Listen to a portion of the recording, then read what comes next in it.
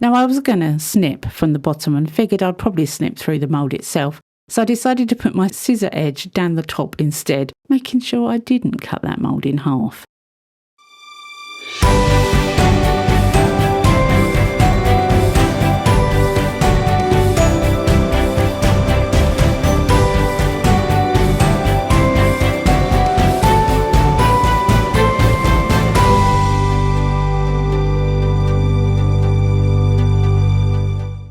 Hey, welcome back to my channel. It's Wendy here from Toonpish Crafts, and I hope you're doing okay. But sometimes when you're crafting, you just want to do something that really you enjoy doing. Sometimes you pick up a mould and think, I want to make that. Well, this was one of those occasions. I love this mould. I really wanted to make it. I hope that it entertains you and you get something out of it. But really, it's just because I want to make it.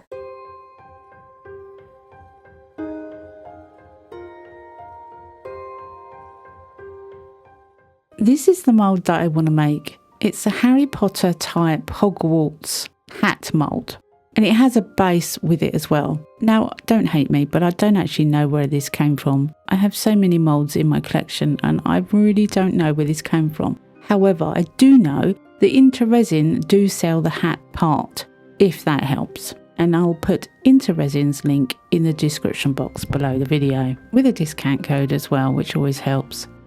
Now I'm going to colour the inside part of the base of the mould, but I'm not going to do it in one solid colour. So I've covered part of the base with some foil tape, which is the better option to stick to silicone. Nothing really sticks to silicone, but that does stick pretty well.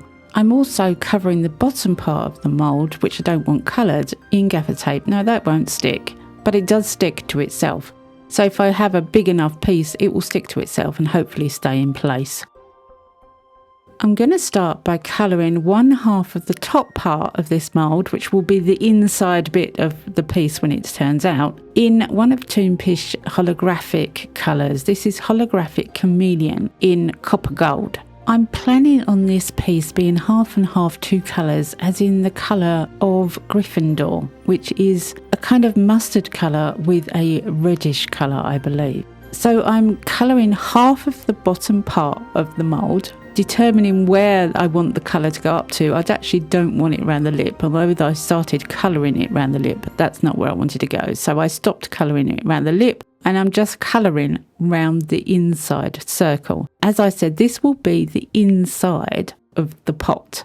So in theory, the inside of the pot will be two colours. This gorgeous copper gold holographic, and then something that will be a pinkish colour for Gryffindor colours. That's the plan. I've not used this tape to give me a perfect straight line before, but I'm hoping it will do the job. If you know of any tape that works better, please do let me know in the comment section below. I would expect it to be a little less perfect around the base where the mould starts to change shape. I use cotton buds and some isopropyl alcohol to clean up any areas I don't want the colour before I go on to the next step. Cotton buds work really well for getting a nice crisp edge. And then I can take off the tape, and I do have a really nice straight line across the top. Quite straight down the side. There is a little bit on the base there that I need to clean up, but other than that, it worked a dream. I'm leaving the gaffer tape around the base because I still don't want any colour on that at the moment. So the second colour I'm going to use is Poison. Now Poison is a pinkish gold green. It does do exactly what you think it's going to do. It looks like poison. Starts off pink, but it can turn all sorts of shades, this beautiful colour. So I'm going to do the second half of the base in this pink. I'm being very careful not to go over the gold copper with the pink. Although the first colour that hits the mould is the colour you'll see, if you go over any previous colour, it can change that colour slightly. So I'm just putting the mica up to the edge of the gold. When I'm completely happy that it's covered, I'll go over with a light, very light, fluffy brush to get rid of any loose mica. It also burnishes that colour onto the mould, ready for resin. And again, I'm using a cotton bud to go round and clean up those edges. It doesn't take much, to be fair. I just want it to be a nice straight edge. Now it's time to take the tape off because it should have done its job and protected the base. So no mica would have got there and there's not too much of a clean-up job to do. Now I was going to snip from the bottom and figured I'd probably snip through the mould itself. So I decided to put my scissor edge down the top instead, making sure I didn't cut that mould in half. I went round the edges with a baby wipe just to make sure there was no overspill of mica powder on that base because it's going to be a completely different colour. Now this is a colour I don't think I've ever used. I tried it out once when I first got it and it didn't really appeal to me, to be honest. It's called Blood Magic and it's a brown and red twist. Not the sort of colour I would use very often, however, for a brick wall, it seemed to be the perfect choice. This does give a brick kind of appearance, this mould, so I'm taking it that's basically like a brick wall, a chimney if you like, and I cover the entire base in this Blood Magic. But I want to add highlights, so I'm using some gaffer tape and just running the gaffer tape around the brick part. Now, I don't just want to take off the highlights. I don't mind if some of the lower parts get taken off as well. This is going to give me a rustic feeling, an old, worn, rustic feeling. So once I'm happy that I've taken off enough of the colour, then I'm going over the entire thing again with the copper gold holographic. This is going to give me that dual appearance on the front. It may change the Blood Magic colour slightly because it's going over the top, but it'll still give me that appearance of worn and old. Again, when I'm happy that it's all coloured, I go over with a fluffy brush just to get rid of any loose mica. Now I need to turn it inside out. So better safe than sorry, I decided to use the bag technique. It's a really thin plastic bag. I put the entire mould in the bag, turn it inside out and then take the bag out. That way the mica won't cross-contaminate the other colours. Everything should stay exactly where it is. That worked really well and so far I am really happy with how this is looking. Now I'm going to make the hat part with the same two colours, the Blood Magic and the copper gold holographic. Doing roughly the same technique, covering it completely with the Blood Magic and then using the tape to take off the high parts. I'm actually growing to like the Blood Magic at this point. Because I haven't used it much, it's a bit of an unknown to me. And it is growing on me. That red tint that it has is really quite cool. So I've rolled up some tape and I've put it inside the hat and I'm just squeezing the hat to touch the tape on the high parts. You would have seen me use tape on several occasions. I do love the way it works. If you put another colour over the back, it will change the top colour. But if you take the colour off of the silicone with tape, you get a fresh, clean surface ready for another colour, and it works beautifully. So once I'm happy that I've taken enough colour off of the hat area with smudges and areas just worn like you would on a leather hat, then I go in with the copper gold holographic and fill in the areas. I do go over the entire piece here. As I said, I know it will change that colour slightly, but I am happy with that. Finally, the eye parts. Now, I don't want them gold, I don't want them red. I'm going to take off the mica on both of those parts as I'm going to fill this up with black. That'll give me nice dark black eyes.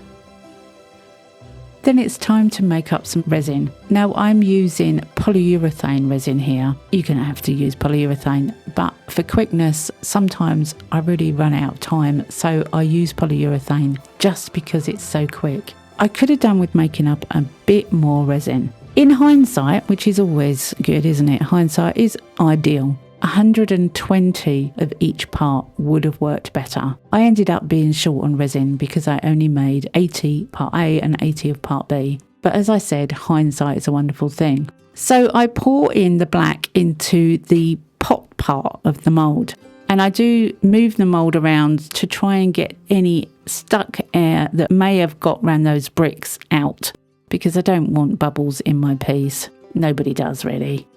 And with the rest of the resin, I pour it into the hat. It's this point I realised I don't actually have enough. I'm only about 50 ml short. However, I'm going to go for it. I squeeze the mould and make sure all parts are not holding any bubbles.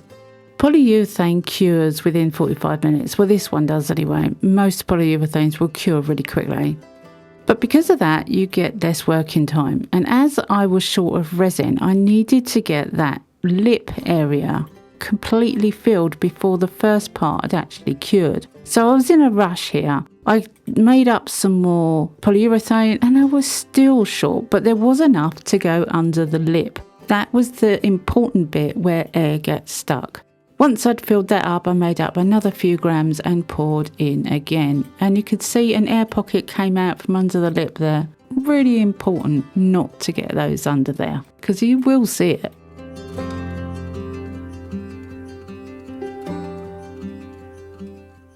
So an hour later, I can demold, and I'm really quite excited to see how this looks. This blood magic is so new to me, and I can see the bricks are looking quite striking. And when I have a look inside, oh my goodness, that is when you see the magic of these chameleon pigments. It does look a slightly green, which I'm not keen on green, but I absolutely love the effects of these colours. Moving on to the hat, and demoulding it wasn't as simple as the base, obviously, because of the lip. But once you've got it loosened, pulling that lip out isn't such a big deal. The mould was absolutely fine. It can be used again happily.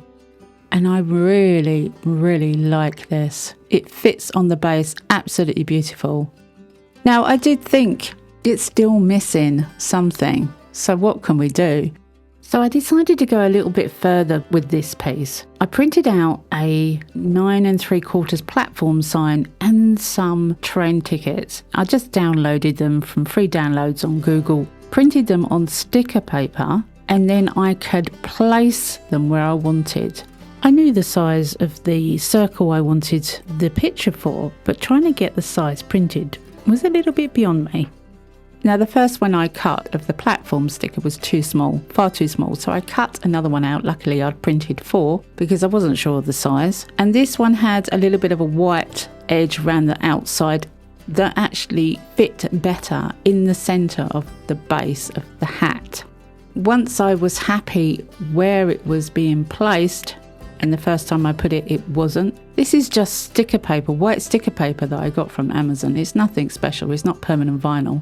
But it's printable, so I could print whatever I wanted and stick it on there and make sure I've got no bubbles whatsoever. And that actually, the second time I did it, I got it bang in the middle, which I was very happy about. It still looked flat, however, so I am going to spruce that up. But it's starting to get there. So I decided to add some PBO relief outlining paint. This stuff dries hard and it is really quite stiff. So I decided to add some 3D embellishments onto this platform sign. First of all, I started with the 2 screws in black, and then I used gold to go over the writing. This wasn't easy, but I didn't want it to be particularly perfect looking. To me, it had to be rough and raised. So because of that, I weren't too worried about doing it. I did have to give it a couple of coats, mind you, to get it raised enough for me. I also went round the lines and the outside edge to give it that 3D appearance. I then used the baseline of the ticket picture to make a whole A4 sheet of 9 3/4 tickets, which I then cut up on my guillotine. So I have an abundance of stickers that look like tickets. They were printed on holographic paper as well to give them a bit of a shimmer and a bit of a mystical feel. And they fit just perfectly in the bottom of this pot. So the tickets and the platform 9 3/4 sign that's now on the base of the hat, goes really well. And I just needed something else on the outside to make it stand out as a little bit different.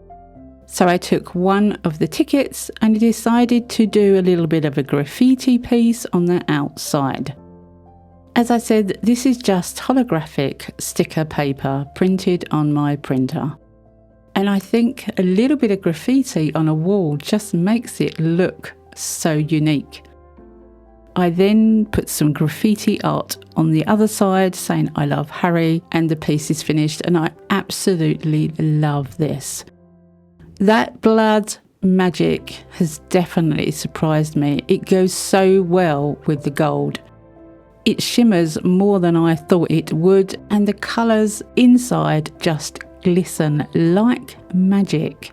Absolutely beautiful colours. I really enjoyed making this piece, and I really hoped you enjoyed watching it as well. Come back and see me next week, because you never know what I'm going to be up to. I never know what I'm going to be up to. Have a great week, happy crafting, and bye for now.